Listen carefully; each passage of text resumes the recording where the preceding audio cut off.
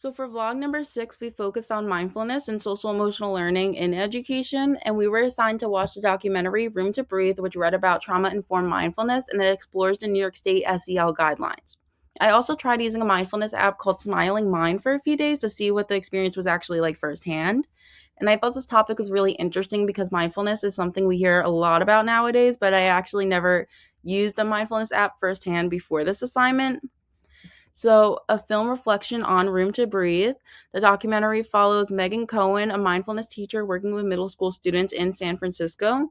The school had a lot of notice suspensions and behavioral issues, and instead of just punishing those students, they introduced mindfulness and breathing techniques, which I thought was a really good idea because instead of punishing those students to have those behavioral issues, they are instead teaching those students tools to prevent those issues and to correct those issues, and I think that's a lot better than just punishing them for those behaviors. The things that stood out to me were some students were really resistant at first, but over time they started using breathing to calm themselves down. And it showed that students often react because they are too stressed out, they're too overwhelmed, or they're dealing with things outside of school that we don't know about. So one of my strong opinions is one thing I really took away from the film is that schools sometimes focus way too much on punishing instead of helping students understand their emotions, and I think mindfulness gives the students that tool that traditional discipline doesn't always teach. So next I'm going to go over the trauma informed mindfulness article. So the main idea is that mindfulness needs to be trauma informed because some students have experienced difficult situations, and the important thing the article explained was students should never be forced to participate. Teachers should create a safe and comfortable environment, and some students may feel uncomfortable with certain activities like closing their eyes, and that should be completely okay, and we should be able to give them something supplemental instead.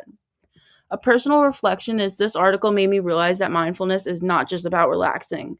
Teachers have to be really thoughtful about how they introduce it because every student has different experiences with different things.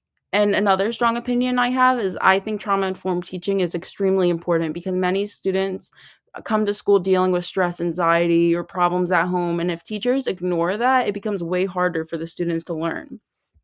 So next, I'm going to go over the New York State Social Emotional Learning, SEL. New York State emphasizes social emotional learning, or SEL. SEL focuses on things like self awareness, managing emotions, building relationships, and making responsible decisions. And the connection to learning is what I found interesting is that the state actually recognizes that emotional skills are just as important as academic skills. A quick connection is students who could regulate emotions focus way better in class, and they also have fewer behavioral problems.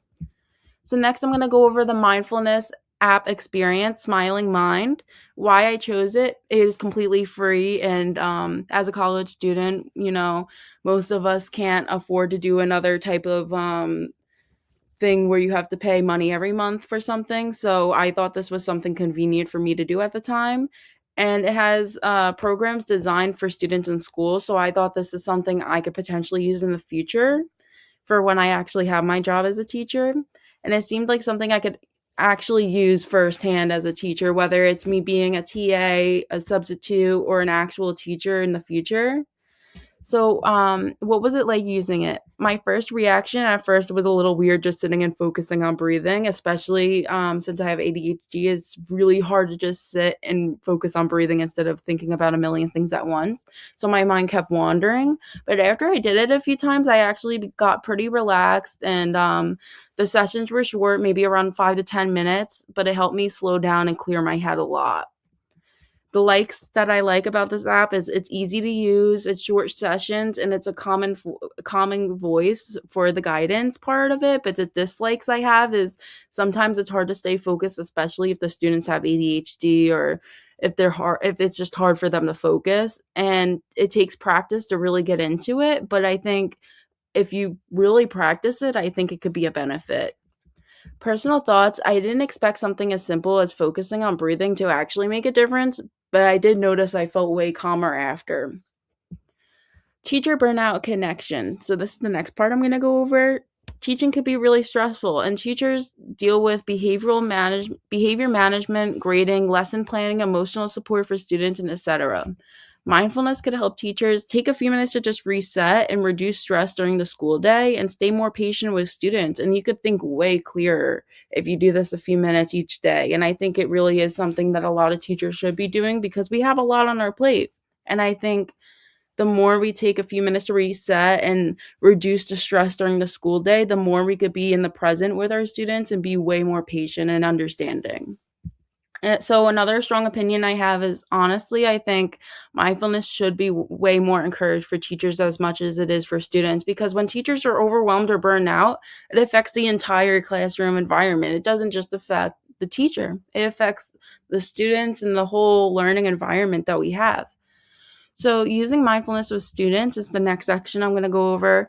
The ways I could use this as a teacher is I could start with a 2 minute thing of breathing, mindfulness before tests, after recess or lunch with students, or and with students being energetic and everything. It could calm them down so we could get back into the groove of what we could do for the day.